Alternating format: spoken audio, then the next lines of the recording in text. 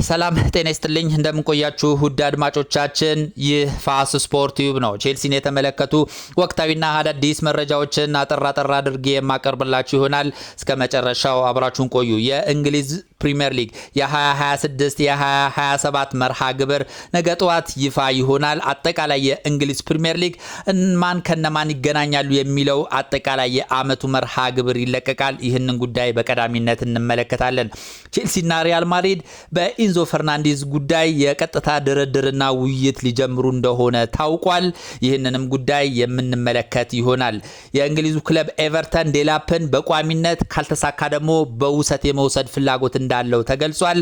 ይህንንም ጉዳይ እንመለከታለን። ቼልሲ የጁቬንቱስን ተከላካይ አንድራ ካምቢያሶን ለማስፈረም ድርድር መጀመሩ ይፋ ሆኗል። ይህንንም ጉዳይ እንደዚሁ የምንመለከት ይሆናል። በመጨረሻም በቼልሲ ሲፈለግ የነበረው የአስቶን ቪላው አጥቂ ሞርጋን ሮጀርስ ምርጫው አርሰናል መሆኑን አሳውቋል። ይህንንም ጉዳይ በቅደም ተከተል የምንመለከት ይሆናል። እስከ መጨረሻው አብራችሁን ቆዩ። ወደ መጀመሪያ ዘገባ ስንሸጋገር የእንግሊዝ ፕሪሚየር ሊግ ዕጣ ድልድልን እንመለከታለን። የ2026 የ2027 የእንግሊዝ ፕሪሚየር ሊግ መርሃ ግብር ዕጣ ድልድል ነገ ጠዋት ይፋ ይሆናል። በዚህም 20ዎቹም ክለቦች እስከ አመቱ መጨረሻ ድረስ ከየትኛው ክለብ ጋር ይጫወታሉ፣ የትኛውን ጨዋታ በሜዳቸው ያደርጉ፣ የመጀመሪያዎቹን ጨዋታዎች በሜዳቸው ያደርጋሉ፣ የትኛው ቲም ከሜዳ ውጪ ጨዋታው ያደርጋል፣ ሰዓቱ የትኛው ነው፣ ከአውሮፓ ሻምፒየንስ ሊግ እንደዚሁም ከሌሎች ውድድሮች ጋር ያለው መስተጋብር ምን ይመስላል የሚለው አጠቃላይ የ2026 የ2027 መርሃ ግብሮች ነገ ጠዋት ይፋ ይደረጋሉ። በዚህም እንግዲህ ቼልሲ የመጀመሪያውን ጨዋታ በስታንፎርድ ብሪጅ ያደርጋል ወይስ ከሜዳ ውጪ ያደርጋል? ቀጣይ አጠቃላይ ያሉት ቼልሲ የሚያደርጋቸው 38 ጨዋታዎችም ነገ ይፋ ይሆናሉ ማለት ነው። በነገው ዕለት እንግዲህ ይፋ እንደተደረገ የአጠቃላይ መርሃ ግብሩን የማቀርብላችሁ ይሆናል። ወደ ቀጣዩ ዘገባ ስንሸጋገር ቼልሲና ሪያል ማድሪድ በኢንዞ ፈርናንዴዝ ጉዳይ ላይ ቀጥታ ድርድርና ውይይት ሊጀምሩ እንደሆነ ይፋ ሆኗል። የቼልሲው የመሃል ተጫዋች የሆነው አርጀንቲናዊ ኢንዞ ፈርናንዴዝ ከቼልሲ እንደሚለቅ በቼልሲን የመልቀቅ ፍላጎት እንዳለው ማሳወቁን ተከትሎ ቼልሲ 140 ሚሊዮን ፓውንድ የሚከፍል የትኛውም ክለብ መውሰድ ይችላል የሚል ሐሳብ አቅርቧል። ሪያል ማድሪድ የኢንዞ ፈርናንዴዝ ቁጥር 1 ፈላጊ ሆኖ ብቅ ብሏል። ማርኮ ኩኩሪያን ባለፈው ሳምንት ያስፈረመው ሪያል ማድሪድ አሁን ደግሞ አይኑን ኢንዞ ፈርናንዴዝ ላይ ጥሏል። ኢንዞ ፈርናንዴዝን የማስፈረም ጥልቅ ፍላጎት እንዳለው የተገለጸው ሪያል ማድሪድ አሁን ላይ ከቼልሲ ጋር የቀጥታ ድርድርና ውይይት ሊያደርግ እንደሆነ ይፋ ሆኗል። ቼልሲ ያቀረበው 140 ሚሊዮን ፓውንድ እጅግ ውድ ነው ብሎ የሚያስበው ሪያል ማድሪድ ቼልሲን በማስቀነስ ከ100 ሚሊዮን እስከ 120 ሚሊዮን ፓውንድ በመክፈል ልጁን ወደ ሳንቲያጎ በርናቦ የመውሰድ ፍላጎት እንዳለው ተገልጿል።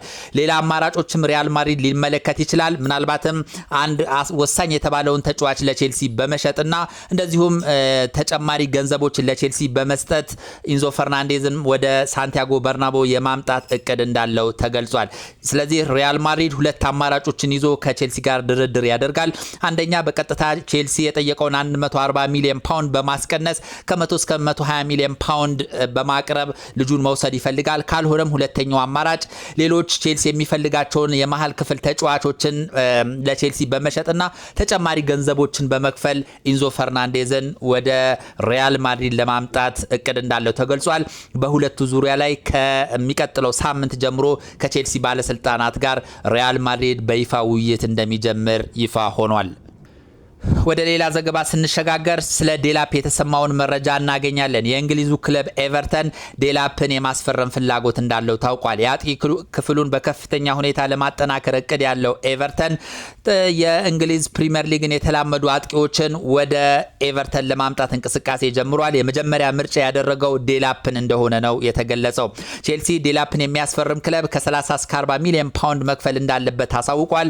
ኤቨርተን ቼልሲን ዋጋውን በማስቀነስ እስከ 25 እስከ 30 ሚሊዮን ፓውንድ በመክፈል በቋሚነት ለማስፈረም ይፈልጋል ተብሏል። ያ የማይሳካ ከሆነ ግን ዴላፕን በውሰት ወደ ኤቨርተን ማምጣት እንደሚፈልግ ተገልጿል። ቼልሲ በሚቀጥለው ዓመት ሊያም ዴላፕን የማሰለፍ እድሉ ዝቅተኛ በመሆኑ ቼልሲም በቋሚነት ሌሎች ክለቦች የማያስፈርሙት ከሆነ በውሰት ለሌላ ክለብ የመስጠት ፍላጎት አለው ተብሏል።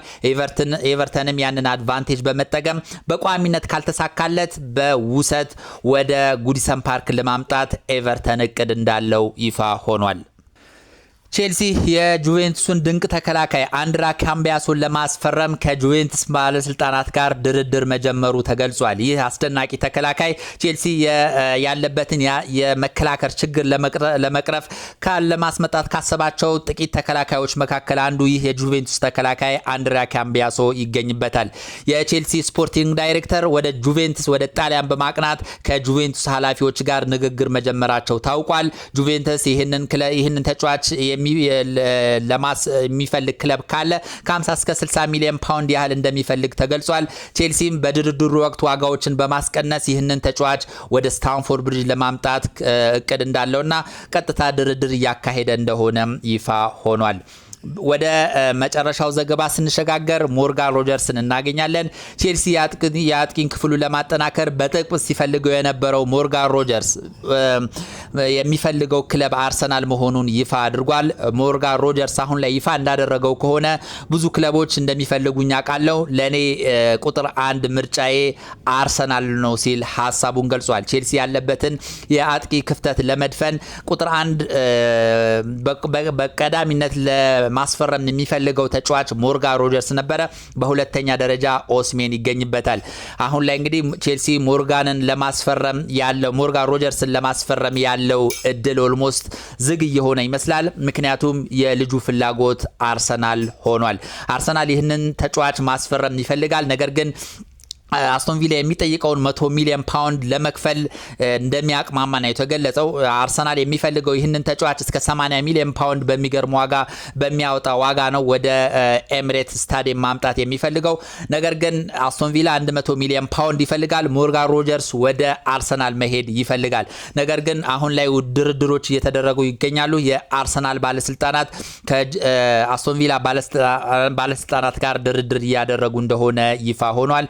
ሆነ እንግዲህ ቼልሲ ሞርጋን ሮጀርስን የማግኘት ቻንሱ ኦልሞስት ዜሮ ሆኗል ብሎ መናገር ይቻላል። ምክንያቱም ልጁ በቼልሲ ቤት የመጫወት ፍላጎት የለውም። ዋናው ጉዳይ ቼልሲ የአውሮፓ ሻምፒየንስ ሊግ የማይሳተፍ በመሆኑ ነው። እንግዲህ አብዛኞቹ የእንግሊዝ ፕሪሚየር ሊግ ተጫዋቾች በአውሮፓ ሻምፒየንስ ሊግ መጫወት ይፈልጋሉ። ምክንያቱም ይህ ትልቅ ውድድር ነው፣ ዓለም የሚመለከተው ታላቅ ውድድር በመሆኑ የአውሮፓ ሻምፒየንስ ሊግ ላይ የማይሳተፍ ክለብ ላይ መጫወት አይፈልጉም። አብዛኞቹ ኮከብ ተጫዋቾች የአውሮፓ ሻምፒየንስ ሊግ የሚጫወት ክለብን ይመርጣሉ። በዚህም ይመስላል እንግዲህ ሞርጋን ሮጀርስ ለቼልሲ ከመጫወት ይልቅ ለአርሰናል መጫወትን መርጧል። ቼልሲ ስለዚህ አሁን ሁለተኛ ፍላጎቱን ወደ ኦስሜን ላይ ያደርጋል። ምክንያቱም ኦስሜን ወደ እንግሊዝ ፕሪሚየር ሊግ መምጣት ይፈልጋል። አሁን በቱርክ ጋላታሳራይ እየተጫወተ ይገኛል። የቱርኩ ክለብ ለዚህ ተጫዋች 140 ሚሊዮን ፓውንድ ያህል ጠይቆበታል። ነገር ግን ቼልሲ ከ100 እስከ 120 ሚሊዮን ፓውንድ በመክፈል ወደ ስታንፎርድ ብሪጅ የማምጣት እቅድ እንዳለው ይፋ ሆኗል። በአጠቃላይ እንግዲህ በቼልሲ ቤት የተሰሙ ዋና ዋና መረጃዎች እነዚህ ነበሩ። ስለነበረን ቆይታ እጅግ አድርጌ አመሰግናለሁ። መልካም ጊዜ